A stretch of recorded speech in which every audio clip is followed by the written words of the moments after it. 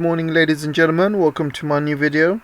So I came across this article today, and normally I don't like reading anything from the Daily Express, but this article is so ridiculous I thought I'd make a video about it. So it says here, UK primed to replace Russia as EU's main energy importer and huge post-Brexit economy boost. So as you know, the Daily Express is a big Brexit newspaper, and still to this day it has not found one benefit that Brexit has brought us. Not one. And they're still flying the flag about Brexit, global Britain. Well, while in fact Britain is actually going downwards. The trade has gone down. The GDP has gone down, the cost of living is going up, people's lives are becoming worse, they're having to pay more interest rates, they're having to pay for more gas, they're having to pay more tax, more national insurance. So tell me one thing that Brexit has brought us, which is brought good to our lives. Nothing, absolutely nothing. So I normally don't really like to read anything from the Daily Express, but this is so ridiculous.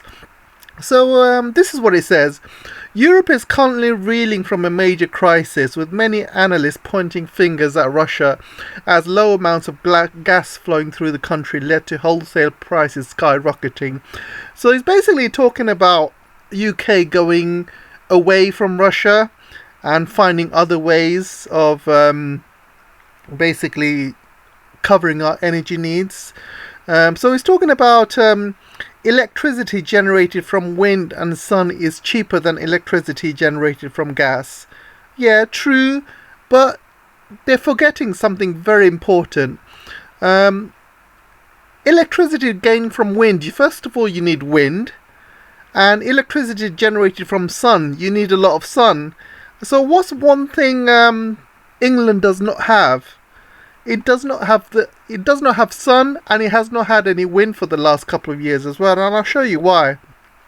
So he's talking about all of this renewable energy, and we this is opportunity to transition to solar and wind, and it's absolutely ridiculous. They haven't done any source of research whatsoever, and it's talking about every time we build a wind turbine or install a solar panel, it brings down the cost of energy.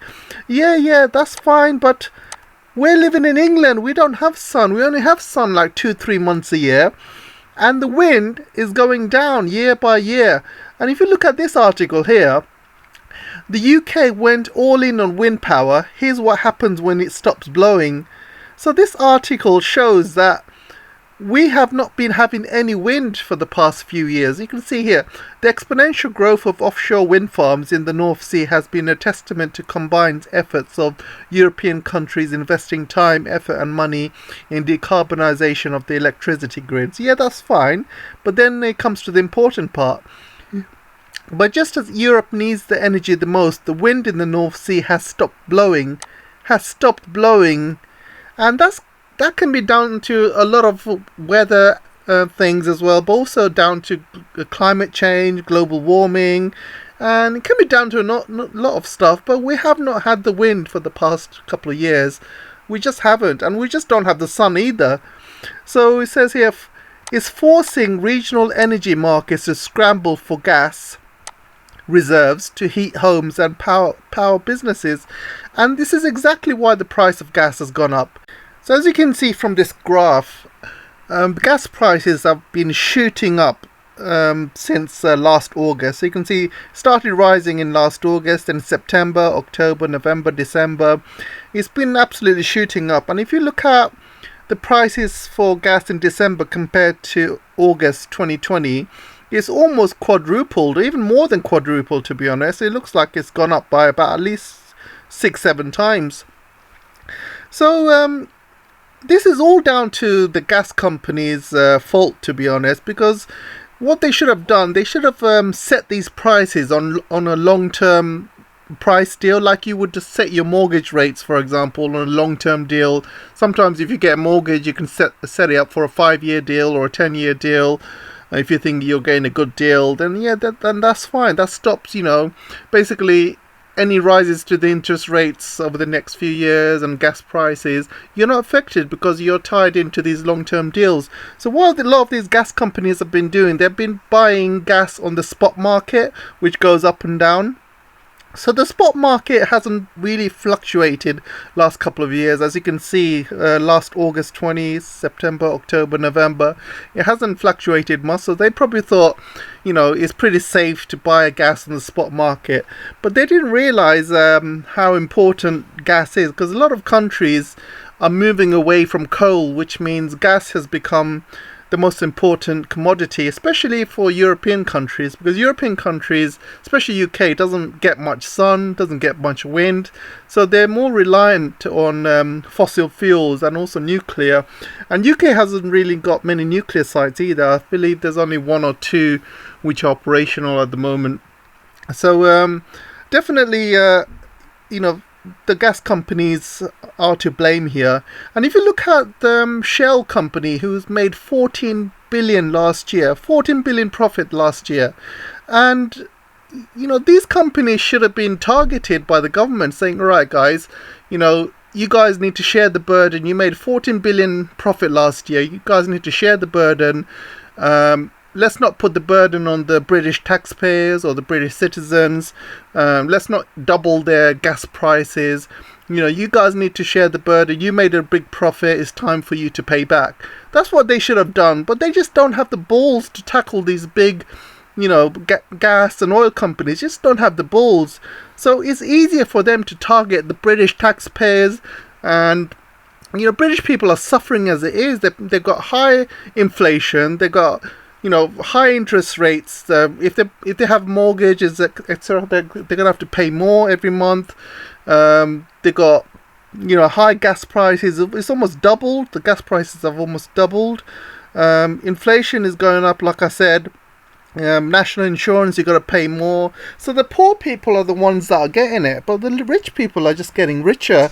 So what these companies should have done, they should have shared some of the burden and helped some of these British people out with these costs, because it's really unfair that the British public have to pay for something that the gas companies made a mistake in.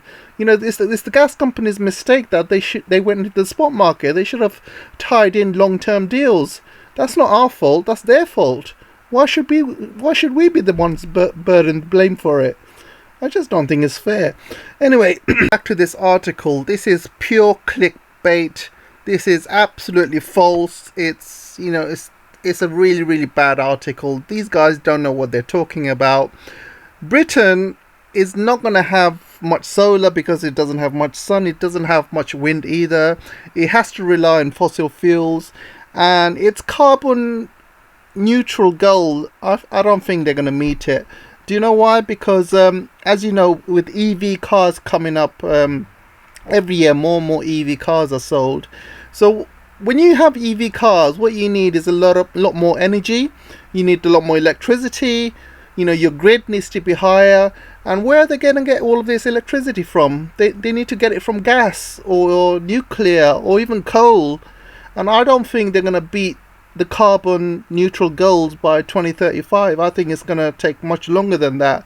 I don't think the government's doing enough, and you can't rely on renewable energy, especially in UK, because we don't have the sun, we don't have the wind, and it's just a lot of them has been a waste of money, to be honest. I did hear some stories about solar panels being built in Morocco and Tunisia, and power would be basically sent via cables through the water right into UK. That's actually quite a good idea. Unfortunately, it's very, very expensive to set up, and funding has not been approved yet, and I think there's still issues with the funding for that. And there are issues as well. There are a lot of problems, because apparently the piping that is needed from Tunisia or Morocco going all the way UK does not exist yet, because there's a lot of raw materials that the UK doesn't have, where it will need to buy it from either China or other places, and the supply chains are just not there anymore. And also with the supply chains and everything going very, very expensive, all the raw materials becoming very expensive, right now it's becoming highly unlikely that project will see any fruit. So unless these raw materials change and there's better supply chains out there to get these raw materials to build these pipelines, I don't think that's going to happen. Anyway, let me know your thoughts, and I'll speak to you soon on the comment section.